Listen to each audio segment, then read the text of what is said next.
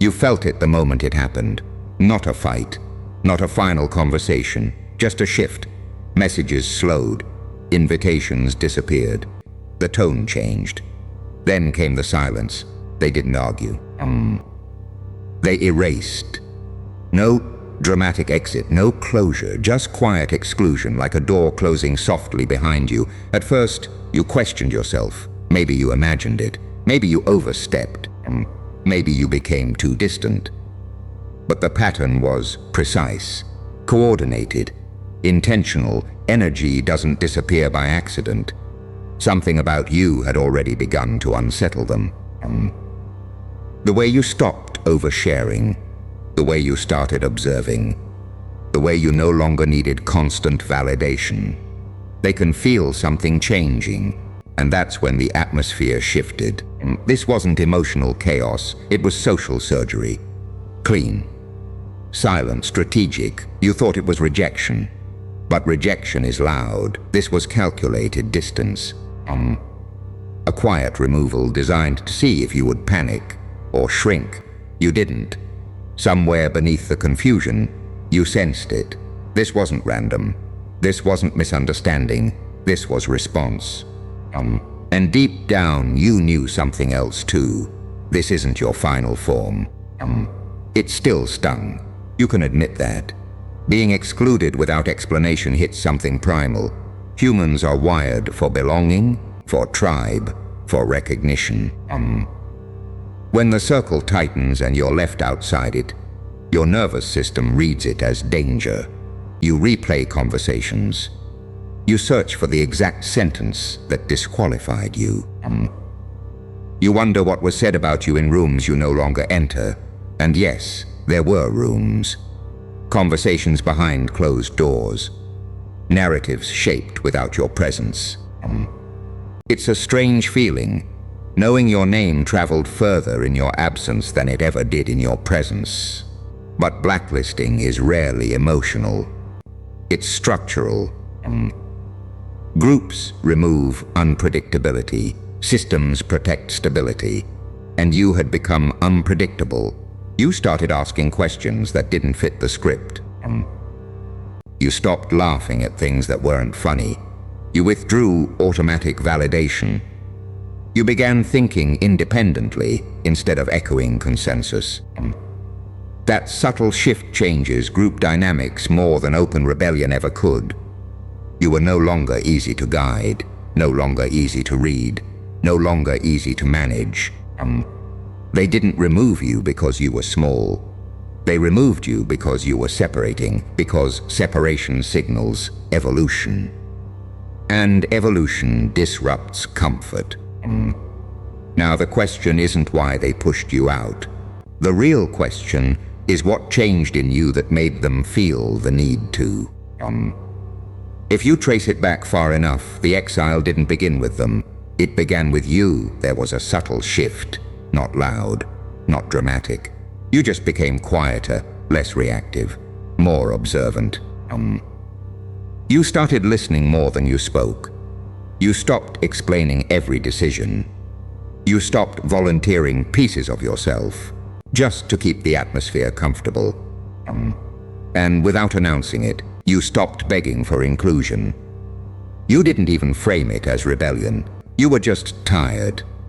Tired of shrinking your opinions. Tired of laughing on cue.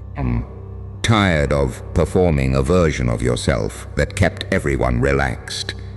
They felt it before you did. Social systems are sensitive to autonomy, especially ones built on hierarchy, gossip, shared insecurity, or unspoken dependency. The moment someone begins to detach emotionally, the balance shifts. You were no longer feeding the structure the way you used to. While they bonded over comfort, you were evolving in discomfort. You started spending more time alone, thinking, training your mind, questioning dynamics.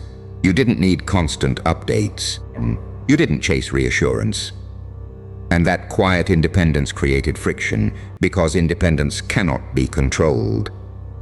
Only influenced, so the pressure came subtly. Fewer invitations. Less warmth, small signals designed to test you. The hope was simple. Isolation would trigger submission. You would notice the distance and adjust. Soften, apologize, return to your assigned role. Most people go back. You didn't, and that's when the tone changed completely. What felt like social tension was actually confrontation. Not loud, but decisive. They weren't just reacting to your behavior. They were reacting to your evolution. And what you thought was punishment was the beginning of initiation. At first, the silence felt heavy. Too much space, too much time to think, no distractions, no background noise of constant interaction, just you and your own mind. But isolation, when it doesn't break you, trains you. With no one to perform for, you started studying yourself. You replayed conversation, not to fantasize about revenge, but to understand dynamics. You noticed tone shifts you once ignored. Backhanded compliments disguised as jokes. Subtle power plays framed as concern. You saw patterns.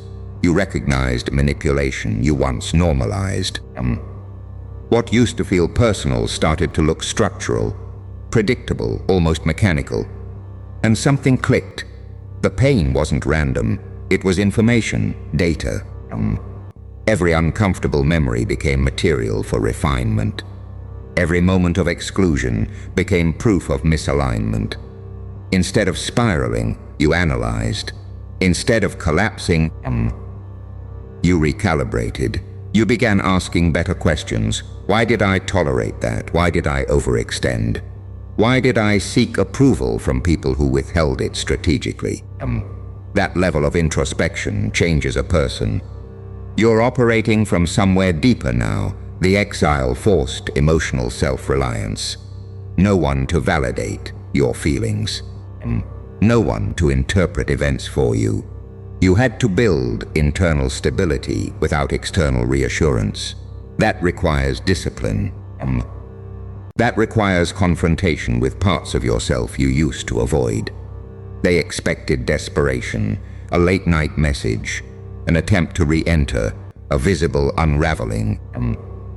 They triggered detachment, and detachment, when built through awareness rather than bitterness, becomes structure. It becomes control. It becomes the foundation of something far more durable than social approval. What started as pain was reorganizing into power. Not explosive power, structured internal power. Don't rewrite it into something noble. It wasn't peaceful in the beginning. There was anger, sharp, intrusive, relentless. You imagined confrontations in the shower. Perfect sentences delivered with precision. Moments where they finally understood what they lost.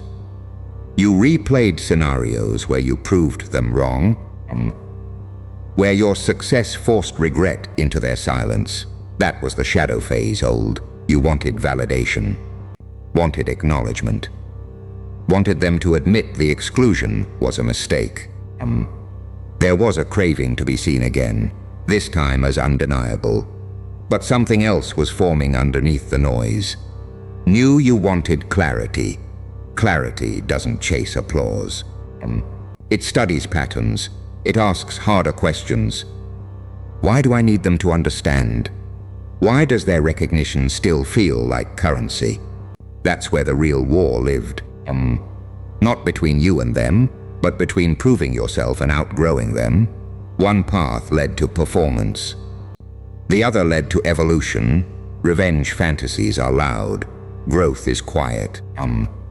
And maturity begins the moment you realize that retaliation still centers the people who tried to minimize you. Power isn't explosive reaction. It's controlled response. You felt the turbulence, the late-night surges of emotion, the temptation to post something indirect, to re-enter the arena and reclaim status. But restraint started winning. Not because you were weak, because you were stabilizing. The anger didn't disappear overnight. It refined, it slowed, it lost its urgency. And in that slowing, something important happened. Emotion stopped driving you. Awareness did. And that shift from turbulence to control was the first real sign that you were no longer fighting them. You were mastering yourself. There was a moment when the urgency faded. You stopped checking who viewed your stories, stopped decoding digital signals, stopped rehearsing arguments you would never have. You no longer felt the need to defend your name in rooms that operated without integrity. The impulse to explain yourself dissolved, and in its place, something unfamiliar entered: calm. Not indifference, not suppression, stability. You realized how much energy had been leaking through silent attempts to be understood. When that need dropped, so did the tension in your body. You weren't bracing anymore. You weren't scanning for threats in every silence. This is where the shift truly happened. They expected you to react, to post more, to reach out, to indirectly signal hurt. Reaction would have confirmed relevance. It would have restored their leverage, but silence is unsettling. When someone no longer seeks approval, social leverage disappears. There's nothing to withhold, nothing to bait, nothing to manipulate. The dynamic collapses because it depended on your participation. They can feel something changing. Your absence became presence, not loud, but noticeable. When you withdraw emotional dependency, people sense it, the access they once had to your reactions, your explanations, your availability narrows. This version of you is harder to access, harder to read, harder to influence. You respond slower, speak less, reveal less, not as a tactic but as a standard. And ambiguity creates projection. Now, instead of you wondering what they think, they're left interpreting your stillness, wondering if you've moved on, if you've leveled up, if you've seen through everything. Internal stability changes external perception. And without announcing it, the power dynamic begins to invert. They were prepared for damage control. They expected signs of collapse, emotional posts, indirect messages, visible decline. That would have confirmed their decision. It would have justified the exclusion. Instead, they saw composure. You didn't disappear, you recalibrated. Your focus sharpened, your body changed, your routines tightened. There was a visible discipline forming around you. Not performative improvement, but contained progress. The kind that doesn't announce itself. Ambiguity unsettles people. They don't know your next move. They don't know how you feel. They don't know if you're indifferent or strategic. And when access disappears, imagination takes over. You no longer explain yourself. You no longer chase closure. You no longer signal weakness. That uncertainty creates projection. They fill in the blanks with their own fears. Maybe you've outgrown them. Maybe you've seen through everything. Maybe you're building something they're no longer part of. Projection, when fueled by limited information, turns into anxiety. And anxiety feels like fear attacked, not because you retaliated, not because you exposed anything, because you detached. Control requires feedback. It requires predictable reaction. When you stopped supplying both, the dynamic shifted beyond their reach. The script they expected you to follow no longer applies. Now they're observing instead of directing, speculating instead of managing. And, in that reversal, something becomes clear. Their discomfort isn't about what you're doing. It's about what they can no longer control, which is you. And instead of exploiting that shift, you do something far more powerful. You remain restrained. Here's what separates you. Most people beg to get back in. They send the message, They soften their tone. They pretend nothing happened, just to restore access. Comfort is seductive like that. Familiarity feels safer than evolution. Most people shrink themselves to re-enter the room. They laugh a little louder, agree a little faster. Dim their edges so the structure feels balanced again. Most apologize for evolving. You didn't. That's the difference. You absorbed the silence. You endured the distance. You resisted the urge to trade your growth for temporary belonging. That restraint is rare. Not dramatic, not visible. But rare, isolation refined your standards. You became selective about energy, about conversation, about who gets access to your inner world. Silence refined your speech. You no longer over-explain. You no longer fill space just to avoid tension. When you speak now, it carries weight. Loss refined your loyalty. You don't attach quickly. You observe, you invest slowly. This is the transformation phase. The one most never reach because it requires sitting alone long enough for your identity to reorganize. You completed the psychological initiation. And this isn't your final form. There are layers to you that only pressure could unlock. Depth that only separation could expose. Discipline that only exclusion could demand. You're part of a minority who didn't run back to comfort. Now the evolution isn't reactive. It's embodied. And embodiment changes how you move long term. You don't hate them. That's the part most people wouldn't understand. There's no obsession left, no silent vendetta, just clarity. You've outgrown the environment that required you to be smaller than your potential. Some rooms only function if you dim yourself. You stopped dimming. Your nervous system doesn't tolerate chaos the way it used to.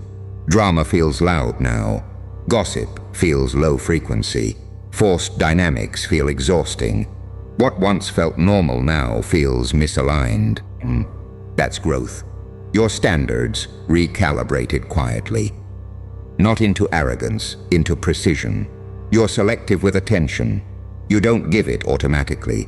You place it intentionally. Controlled emotion replaced impulsive reaction. You feel deeply, but you don't leak it everywhere.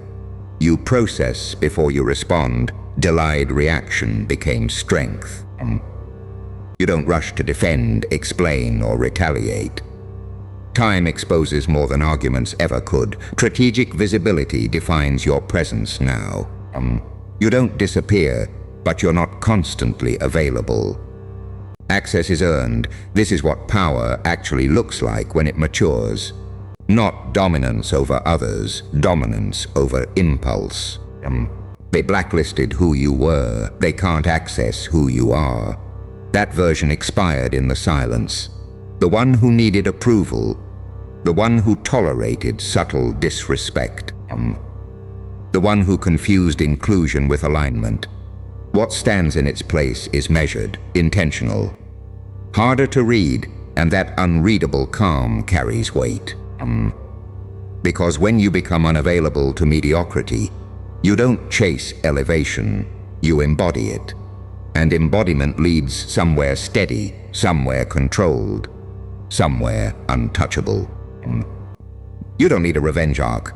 You don't need a public redemption moment where everyone suddenly realizes they were wrong. That kind of closure is theatrical, temporary, loud. Your evolution is quieter than that. Private, structured, irreversible. They thought exclusion would end your story. That without the group, the access, the shared space, you would fade into irrelevance. But exile didn't erase you. It edited your character. Pressure stripped away the unnecessary parts. The over-explaining, the approval-seeking, the emotional leakage. What remained is distilled. Intentional, you walk differently now. Not to impress, but because you're grounded, you speak less. Because you no longer need to fill silence to feel secure. You observe more. Because awareness became your advantage, you move when impulsively, not reactively, strategically, and that restraint carries more weight than noise ever did. There's no bitterness in you, just calibration. No chaos, just control. They may never fully understand what shifted. They only know the version of you they could predict. That version is gone. They blacklisted you. But what they really did was remove themselves from your future.